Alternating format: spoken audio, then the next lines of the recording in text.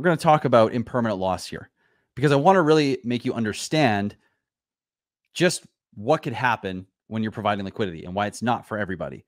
It could absolutely be. You can make a ton of money doing it, possibly. You can make a ton of fees. You can make a ton of incentive token, but it's really important to understand exactly what could happen when you provide liquidity and what impermanent loss really is referring to. So I'm going to share my screen to a cool. So what I have here, this is a chart where I'm going to go over what happens with impermanent loss. Okay. And so I'm going to zoom in. And so here's the scenario, because there's a lot of math involved, and I'm not going to go deep into the math about how all this works because I don't want to go off the deep end too far and confuse everybody. So I want to make you understand though. So what I've done here is I've created the base pool for, I made a couple assumptions. It's like, okay, let's just make a pool between PLSX and PLS and make a starting ratio like we are expecting of 1.06 to 1. So that means there's going to be a slightly more PLSX than PLS. So 1.6 to 1 is, and I did about 50 million to 47 million PulseX, or PulseX to Pulse. And in this scenario, I have started both of the prices at sacrifice for PulseX and started the price of Pulse at a 1.06 ratio higher. So 3 zeros and a 106 for a total value of just under 10 grand. Now, this is just theoretical. This is just to show you what happens, mathematically speaking, when you provide liquidity and the ratio between the two tokens moves in any direction away from you. And I do have a graph here, or a little chart that can show you to illustrate this, but I want to show you in numbers what happens. So what I've done here is I've just made either token kind of move up or down in price, just to separate the ratio between one token to another. So it goes from 1.6 to 1 to 1.3 to 1 to 1.58 to 1, and it moves all the way to 10 to 1. And this is the price of PulseX going down and the price of Y going down. Now, the first thing I want you to note here is look at what's happening with the tokens, right? By the time we get to like 3 to 1, now instead of holding 50 million Pulse or PulseX, you now have got about 82 million PulseX and only 28 million Pulse. And if we go all the way down to 10 to 1, it's 150 million PulseX to 15 or 15.6 million Pulse. So there's a massive movement in the number of tokens that you're holding when it comes to Pulse and PulseX.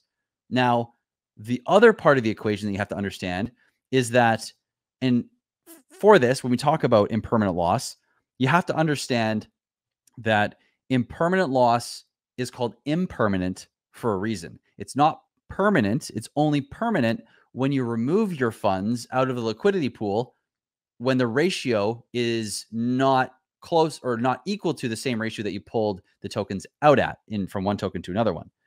So if you were to wait from as the ratio went from 1 to 1 or 1.06 to 1 all the way to 10 to 1 and then back, impermanent loss would be next to nothing. It would basically be zero. But what we're referring to here is the difference between if you would have just held your tokens and not provided liquidity versus what the tokens are worth after removing them from liquidity due to the mathematical shifting that happened in the token allocation. And what you can see here is that the greater the movement in ratio from the starting ratio that you provided liquidity at, the greater the loss that you have versus what you would have been holding. So let's talk about the scenario for a second here. So the price of both these, I basically had them start at SAC rate, and I had PulseX dip to about 30% of SAC rate, and I had the price of Pulse move to basically 3 times the SAC rate. And with that, the token movement is 150 to 15. And what's crazy is by the time, so basically a 10 to 1 ratio, by the time this ratio, or the ratio got to 10 to 1, there's a 40% difference between if you would have just held those tokens and let them do their thing price-wise versus providing liquidity to earn fees. You would have been down to $9,400, assuming these prices and the tokens we talked about, versus if you would have just held 50 million and 47 million, you'd have had 15.7 grand. So the loss is pretty big. Now, if we were to take this and move this all the way back down to zero, like to 1.06, you'd see a very, very small loss. So let's illustrate this here. So I want you to imagine that, I wonder if I can get a little, can I draw? Oh, I can draw. Cool. So I want you to imagine that this here is the ratio that you've provided liquidity at. So this is 1 to 1.06. And please don't mind my drawing with this mouse. It's actually really difficult. So as the liquidity or the ratio moves, and this side we'll call this side in favor of coins, or the price going up for Pulse. So the price is going up for Pulse on this side. Man, this is actually really difficult. I don't know how people do this so easy. And obviously the opposite side is up for PLSX. Man, I'm bad at that. Anywho, don't judge me for that, please. Or do. I don't care. But what happens is if the price of PLS is going up and the ratio of tokens is shifting massively, the greater the shift in ratio, the more actual loss that you're going to see versus if you had just held the coins and not provided liquidity. So this is where we have, if we're understanding this, now we can kind of understand like what kind of incentive is going to need to be had in order for people to want to come provide liquidity in PulseX and allow for a little more stability in price, right? Because if this doesn't happen, right, no one's going to really want to provide liquidity for the most part because there's going to be such massive and permanent losses potentially, right? And this is also why it's very important to be patient when it comes to providing liquidity, because if you're kind of erratic and you're just trying to make fees, you're trying to take advantage of things quickly, and maybe you get to, you see like a 3-to-1 ratio happen and you started at 1. Well, look at this.